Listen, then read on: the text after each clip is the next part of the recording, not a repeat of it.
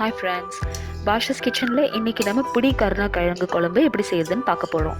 பிடி கருணை கிழங்குல நம்ம புளி குழம்பு செய்யலாம், ரொம்ப டேஸ்டியாக இருக்கும். இந்த குழம்பு எப்படி செய்யறதுன்னு வாங்க பார்க்கலாம். பிடி கருணை கிழங்கு குழம்பு செய்யறதுக்கு ஃபஸ்ட்டு கிழங்கை நல்லா இந்த மாதிரி பீல் பண்ணிக்கோங்க. பீல் பண்ணிவிட்டு ஒரு ப்ரெஷர் குக்கரில் கொஞ்சம் தண்ணி விட்டு இதை நம்ம வேக வச்சு எடுத்துக்க போகிறோம். கரெக்டாக ஒரு விசிலில் ஆஃப் பண்ணிடுங்க.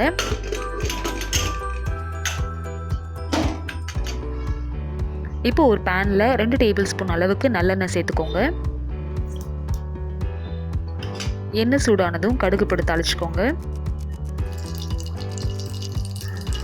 கடுகு பொரிஞ்சதுக்கு அப்புறமா கொஞ்சமாக ஜீரகம் அப்புறம் கொஞ்சமாக வெந்தயம் சேர்த்துக்கலாம். 2 கை அளவுக்கு சின்ன வெங்காயம் இந்த மாதிரி கட் பண்ணி இதில் சேர்த்துக்கோங்க. ஒரு கொத்து கருவேப்பிலை சேர்த்துட்டு எல்லாத்தையும் நல்லா வதக்கிக்கலாம். ஒரு 4லேருந்து 5 நிமிஷத்துக்கு லோ ஃப்ளேமில் வச்சு வதக்கிக்கோங்க. இப்போ இதில் அரை தக்காளி சேர்த்துக்கிட்டு அதையும் நல்லா வதக்கிக்கலாம். சின்ன லெமன் சைஸ்க்கு புளி இங்கே நான் ஊற வச்சு எடுத்திருக்கேன். ஒரு 4 பூண்டு பல்ல தட்டி அதையும் சேர்த்துட்டு எல்லாத்தையும் நல்லா வதக்கிக்கோங்க. வெங்காயம் தக்காளி இந்த அளவு வதங்கியிருக்கணும்.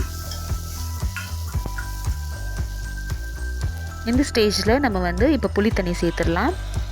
கொஞ்சமாக தான் குழம்பு செய்ய போகிறேன் அப்படின்றதுனால நான் ஒரு சின்ன சைஸ் புளி தான் ஊற வச்சுருந்தேன்.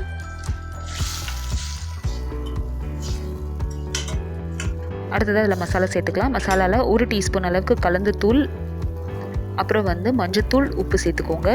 கலந்து தூள் இல்லைன்னா வெறும் மிளகாத்தூள் அப்புறம் தனியாத்தூள் சேர்த்துக்கலாம். கலந்து தூள் அப்படின்றது குழம்பு தூள். இது நம்ம எல்லா வெஜிடேரியன் அப்புறம் நான் வெஜிடேரியன் ரெசிபீஸ்க்கும் யூஸ் பண்ணலாம்.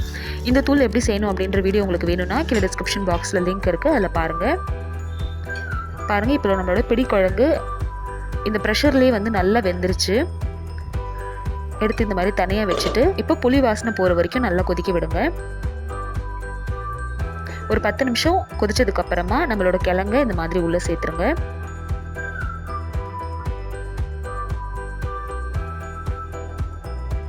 இப்போ எல்லாத்தையும் நல்லா மிக்ஸ் பண்ணிக்கலாம். நல்ல எண்ணெய் திரண்டு இந்த அளவு கன்சிஸ்டன்சியில் தான் நம்மளோட கிழங்கு நம்ம உள்ளே சேர்த்துக்கணும். கரெக்டாக ஒரு 4லேருந்து 5 நிமிஷத்தில் லோ ஃப்ளேமில் வச்சு இப்போ வேக விட்டு நம்ம இதை இப்போ ஓப்பன் பண்ணலாம். ஒரு 4லேருந்து 5 நிமிஷத்துக்கு அப்புறம் ஃப்ளேம் ஆஃப் பண்ணிடுங்க. நம்மளோட பிடி கருணை கிழங்கு புளிக்குழம்பு தயாராகிடுச்சு.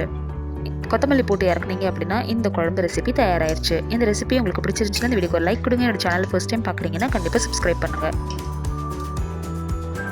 இதே மாதிரி 10 வகையான குழம்பு ரெசிபிஸ் உங்களுக்கு வேணும் அப்படின்னா கீழே டிஸ்கிரிப்ஷன் பாக்ஸில் லிங்க் பாருங்கள். அப்படி இல்லைன்னா அந்த வீடியோட எண்ட் கார்டில் பாருங்கள்.